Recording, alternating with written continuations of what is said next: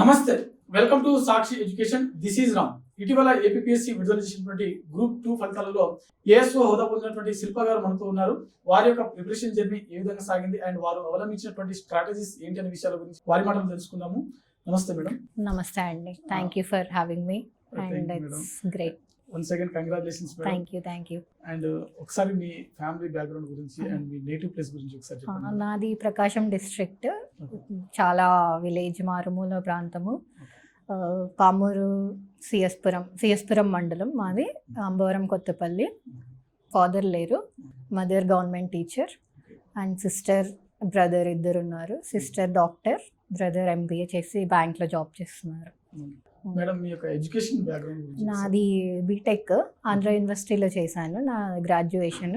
నేను అప్పటి నుంచి యూపీఎస్సీ ప్రిపేర్ అవుతుండే, బట్ అవ్వలేదు. సో ఫెయిల్యూర్స్ని చూసి ఏపీఎస్సీ నోటిఫికేషన్ వచ్చినప్పుడు ఇంకా లైక్ ఇది ఎట్లా అన్నా కొట్టాలి అని స్టార్ట్ చేశాను గ్రూప్ 2. అప్పుడు మీరు యూపీఎస్సీ ఎన్ని అటెంప్ట్స్ ఇచ్చారు మేడం? నేను 3 ఇచ్చాను, అవ్వలేదు అసలు ఇది. సో బాగా చాలా అంటే చాలా లోకి వెళ్ళిపోయి ఉండే, కాన్ఫిడెన్స్ జీరోకి వెళ్ళిపోయినప్పుడు నేను ఒక 1 year జాబ్ చేశాను టీచర్గా. తర్వాత మళ్ళీ ఇంకా నోటిఫికేషన్ వచ్చిన తర్వాత జాబ్ మానేసి ఇంకా కంప్లీట్గా దీని మీద ఫోకస్డ్గా స్టార్ట్ చేస్తున్నాను. గ్రూప్ 1 అటెంప్ట్స్ ఏమైనా ఇచ్చారా? గ్రూప్ 1 ఇచ్చాను, బట్ మెయిన్స్కి వెళ్ళాను. మెయిన్స్ అవ్వలేదు. యూపీఎస్సీలో మెయిన్స్ రాశారా? లేదు ప్రిలిమ్స్. మేడం, మీరు మీ యొక్క ప్రిపరేషన్ లో గ్రూప్ 2 లో అమిగోస్ కోచింగ్ ఇన్స్టిట్యూట్ మీకు ఏ విధంగా సహాయపడింది? నేను యాక్చువల్లీ స్టార్టింగ్ ప్రిలిమ్స్ నుంచి ఇక్కడ టెస్ట్ సిరీస్ జాయిన్. నా మెయిన్ ప్రాబ్లం వచ్చేసి బాగా చదువుతాను కానీ క్వశ్చన్స్ది ప్రాబ్లం అవుతుంది, రెప్లికేషన్ అవ్వట్లేదు చదివింది అని స్టార్టింగ్ ప్రిలిమ్స్ నుంచే టెస్ట్ సిరీస్, ప్రిలిమ్స్ మెయిన్స్ 2 ఇక్కడ టెస్ట్ సిరీస్ తీసుకున్నాను. సో అవి చాలా హెల్ప్ అయ్యాయి. ప్రతి ఎగ్జామ్ ఇంకా మనం స్కెడ్యూల్ సెపరేట్గా అవ్వాల్సిన అవసరం ఉండేది కాదు. వాళ్ళే స్కెడ్యూల్ ఇస్తారు కాబట్టి దాని నుంచి చదువుకుంటే మనం మల్టిపుల్ రివిజన్స్ కూడా అవుతాయి దానివల్ల. సో అది చాలా హెల్ప్ అయింది అనమాట.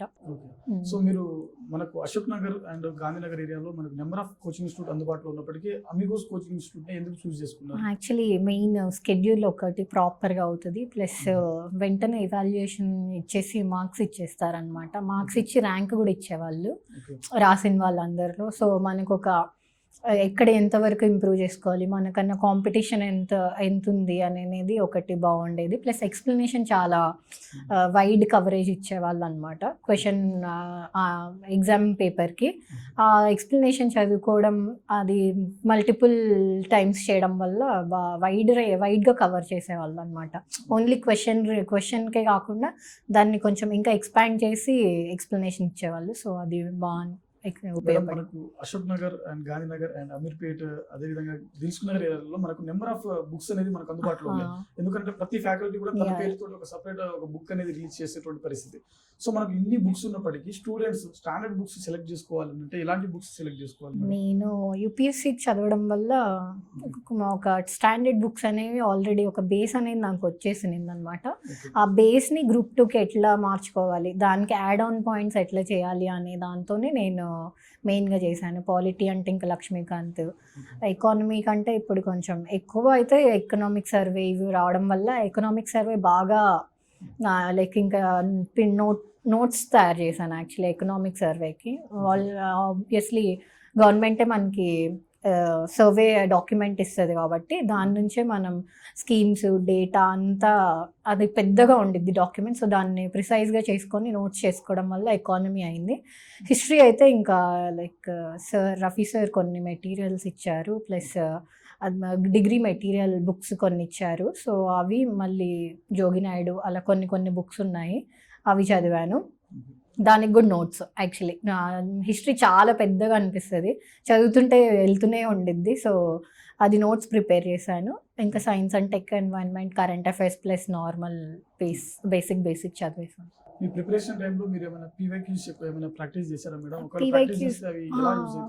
పీవైక్యూస్ నేను చేశాను కానీ ఎక్కువ లేవు కాబట్టి, మనకి గ్రూప్ 2 ఎక్కువ సార్లు రాలేదు కాబట్టి, రీసెంట్ టైమ్స్లో ఎక్కువ రాలేదు కదా. సో పేపర్ సెట్టింగ్ ఎట్లా ఉండేదో డిఫరెన్స్ తెలుస్తుంది కాబట్టి, సో గ్రూప్ 1 ప్రిలిమ్స్ ఎట్లా ఇస్తున్నారు, గ్రూప్ 2 ఇవి చూసాను అంతే నేను. So madam, number of students అంటే మనకు అశోక్ నగర్ అండ్ గాంధీనగర్, దిల్సుఖ్ నగర్ ఏరియాలలో 4-5 అటెంప్ట్స్ ఇచ్చినప్పటికీ ఇంకా సెలక్షన్ అనేది జరగకుండా ఉండిపోయేటువంటి పరిస్థితి. సో అలాంటి స్టూడెంట్స్కి మీరు ఇచ్చేటువంటి సలహాలు ఏంటి మేడం? యాక్చువల్లీ నేను అన్ని ఫెయిల్యూర్సే చూశాను కాబట్టి ఇట్స్ లైక్ వెరీ ఫ్రస్ట్రేటింగ్గా ఉండిద్ది. బట్ హోప్ లూజ్ అవ్వకుండా. బట్ ఫస్ట్ ఆఫ్ ఆల్ మనం ఎగ్జామ్ స్టార్ట్ అయ్యేటప్పుడే మన బ్రెయిన్లోకి లైక్ బాగా ఫిక్స్ చేసుకోవాలి, నేను జాబ్ కొట్టాల్సిందే అని అనేది ఫిక్స్ చేసుకొని దాన్నే ఇంకా పెట్టుకొని డీవియేషన్స్ ఏమీ లేకుండా మనం చదివిందే రిపీటెడ్గా చదవడం చాలా బోరింగ్ అనిపిస్తుంది యాక్చువల్లీ. అదే మెయిన్ థింగ్, అదే రాంగ్ చేస్తుంటాము. ఎందుకంటే రివిజన్ చేయడానికి చాలా పేషెన్స్ కావాలనిపిస్తుంది అనమాట. కొత్త టాపిక్ అంటే ఇంట్రెస్టింగ్గా ఉండిద్ది కాబట్టి కొత్త టాపిక్కి వెళ్తాం, కొత్త బుక్కి వెళ్తాం. కానీ సేమ్ బుక్కి వెళ్ళడానికి చాలా బోరింగ్ అనిపిస్తుంది. అది మళ్ళీ ఏం చదువుతాం అనే ఫీలింగ్ వస్తుంది. అలా కాకుండా దాన్నే రివైజ్ చేసుకుంటూ హోప్ లూజ్ అవ్వకుండా మనం మేనిఫెస్టేషన్ చేసుకుంటూ లైక్ నాకు జాబ్ కొట్టాలి అనే దాని డైరెక్షన్లో వెళ్ళడం. ప్లస్ టెస్ట్ సిరీస్ చాలా హెల్ప్ అవుతాయి. అది ఎగ్జామ్ రాసి దాన్ని అసెస్ చేసుకొని మనం ఏం తప్పులు చేసాం, ఎగ్జామ్ రాయడం ఒక లెక్క, ఎగ్జామ్ రాసిన తర్వాత మనం ఏం తప్పులు చేసాం దాంట్లో అని ఇప్పుడు మనం కొన్ని ఎలిమినేషన్ చేసినవి మనం కరెక్ట్గా ఎలిమినేట్ చేస్తున్నామా లేదా అనేది చూసుకోవడము, అది మెయిన్ ఇంపార్టెంట్. నాకు తెలిసి టెస్ట్ సిరీస్ అందరు ఇక్కడ చదివే వాళ్ళంతా సేమ్ లెవెల్లో చదవడమే చదువుతాము. But test series makes difference అని నేను అనుకుంటున్నాను. ఓకే మేడం, మనకు అశోక్ నగర్ ఏరియాలో చాలా కోచింగ్ ఇన్స్టిట్యూట్స్ ఉన్నాయి. సో స్టూడెంట్స్ అమిగోస్ కోచింగ్ ఇన్స్టిట్యూట్ని సెలెక్ట్ చేసుకోవాలి ఎందుకు అని అంటే మీరేమంటారు? నేనైతే అదే ఎక్స్ప్లెనేషన్ చాలా బాగా ఇస్తారు. ప్లస్ చాలా డౌట్స్ అయితే చాలా ఫాస్ట్గా రెస్పాండ్ అవుతారు. క్వశ్చన్ ఇప్పుడు నాకు క్వశ్చన్ నేను ఇది తప్పు చేశాను, ఈ క్వశ్చన్కి నాకు ఆన్సర్ 2 మల్టిపుల్ సోర్సెస్ కానీ ఇట్లా కొన్ని అంబిగ్యూస్గా ఉన్నా కూడా వాళ్ళకి వెంటనే మెసేజ్ చేస్తే వెంటనే రెస్పాండ్ అయ్యి మళ్ళీ ఏమన్నా కరెక్షన్స్ అయినా ఫాస్ట్గా చేసిస్తారు. ప్లస్ మనకి ఏం అర్థం కాకపోయినా కూడా మళ్ళీ వెంటనే అవైలబుల్గా ఉంటారు. సో అది మనకి హెల్ప్ అవుతుంది, ఎలా ముందుకెళ్ళాలి అనే దానికి హెల్ప్ చేస్తారు మంచిగా. సో నేనైతే ప్రిఫర్ చేయమని చెప్తాను.